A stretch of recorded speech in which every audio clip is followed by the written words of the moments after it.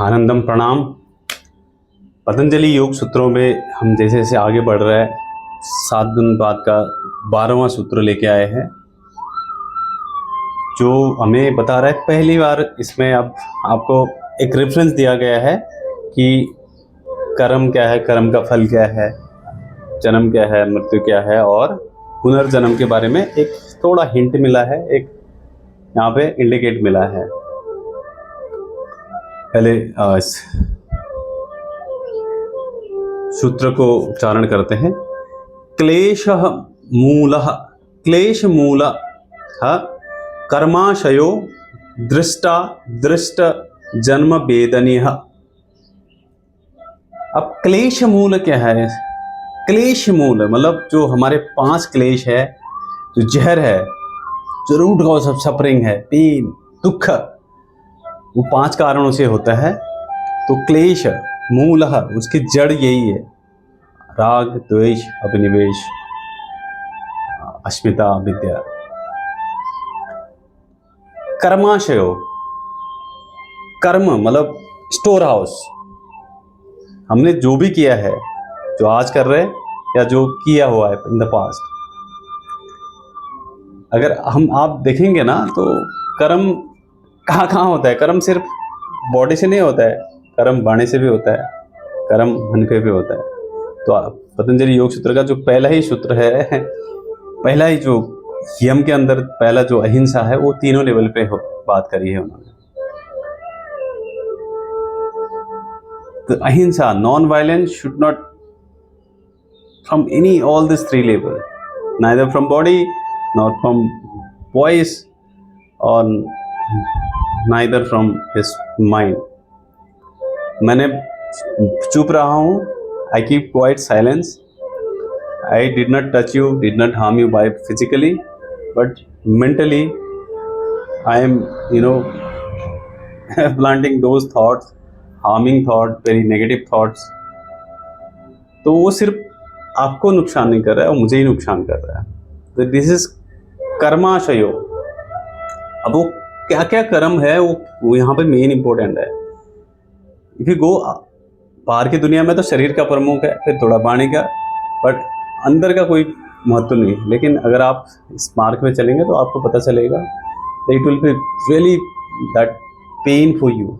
जब आपको पता चलेगा आपके थॉट पे क्या क्या चलता है,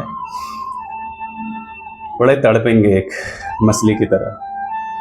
इतना गंदगी, इतना गंदगी, समुद्र मंथन की जो हलाहल भी यहीं से प्रकट हो रहा है। दृष्टा दृश्य, दृष्टा मतलब हमने देखा हुआ है। मैंने चोरी करी थी, मैं सजा मिली, मैंने देखा है। मैंने शराब पी, मेरा धन का नुकसान हुआ, मेरा शरीर तन का नुकसान हुआ, सम्मान का नुकसान हुआ, मैंने देखा है। मैंने गलत भोजन किया, मुझे रोग पैदा हुआ, मैंने देखा है। मैंने गलत सुना, गलत देखा, मैं मानसिक रोगी बना। दृष्टा मतलब देखा हुआ, दृष्ट जो दिखा नहीं है लेकिन भविष्य में आपको देखना होगा। The root cause, this is called law of karma.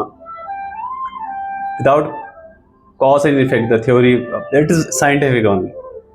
Without the cause there is no effect. जन्म वेदनीय, भोगने वाला, भोगा जाने वाला अनुभव, बड़ा वेदना, ये आपको अनुभव करना ही पड़ेगा।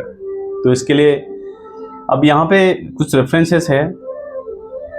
The reincarnation, the entire this वैदिक philosophy called this Astik philosophy, the based on this reincarnation.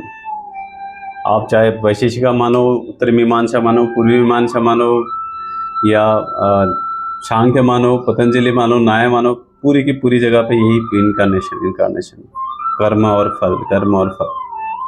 ठीक बुद्धिज्म में भी यही बात है, कर्म का फल, पुनर्जन्म की व्याख्या है। जैनिज्म में भी यही है, सिर्फ एक चार्वाक को छोड़ के। इस्लाम में सूफी रीइंकार्नेशन की बात वहाँ पे भी, सूफी पंथ में, पूरे इस्लाम में नहीं है। क्रिश्चियनिटी में AD 538 से पहले रीइंकार्नेशन का कंसेप्ट था। बाद में उन्होंने हटा दिया इसको। तो जो भी यहाँ पे दिया गया है आपका निर्बीज समाधि की, जब तक आपको अवस्था नहीं आ जाती है, जब तक आपको निर्बीज की अवस्था, वहाँ पे कोई सीट नहीं है, आपको कैवल्य प्राप्ति हो चुकी है, तब तक दुख बना हुआ है, जहर आपके अंदर ही है, दुश्मन आपके अंदर ही, कोई बाहर से दुख आक्रमण नहीं करता। बहुत सारे ऐसे साधु महात्मा हैं जो सांपों के साथ सोए रहते हैं। बहुत सारे ऐसे साधु संत की बात क्या करनी, कोई नॉर्मल सामान्य इंसान में कितने ऐसे डॉक्यूमेंट्री है जो हम देखते हैं, सुनते हैं कि यार अजगरों के साथ में, शेरों के साथ में घूम रहे हैं। भय नहीं है उनके अंदर, करुणा है, करुणा। क्लेश ही जड़ है, जो सबसे जो जड़ है वो क्लेश है, पांच क्लेश है, वही जहर है, वही दुखों का कारण है। तो root cause of suffering, misery. अब यहाँ पे अटैचमेंट हो जाता है, स्वार्थ बन जाता है, तब ये अटैचमेंट होगा, अस्मिता आएगी, अज्ञान होगा, द्वेष होगा, तो अपने उसके साथ में इंटरेक्शन हो जाता है, उनका गहराई में उसके बीज हमारे अंदर चले जाते हैं।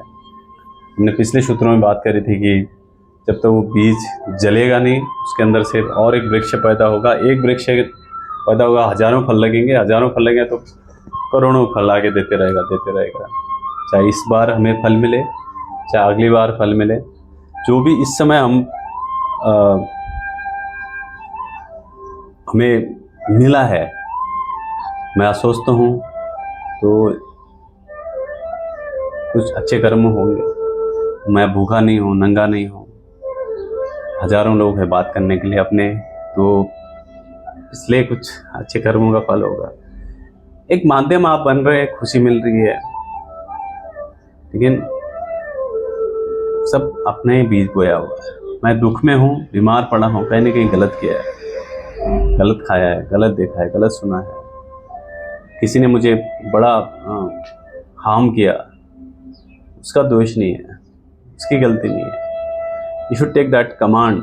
You should not blame others for your misery. You are the root cause. So once you accept this thing, you are the path of Dhamma, you are path of liberation, you are path of enlightenment, you are path on Vidya, and slowly this your avidya, this panchakleshas, the root poison will be decayed slowly, and you will grow. Anandam Pranam.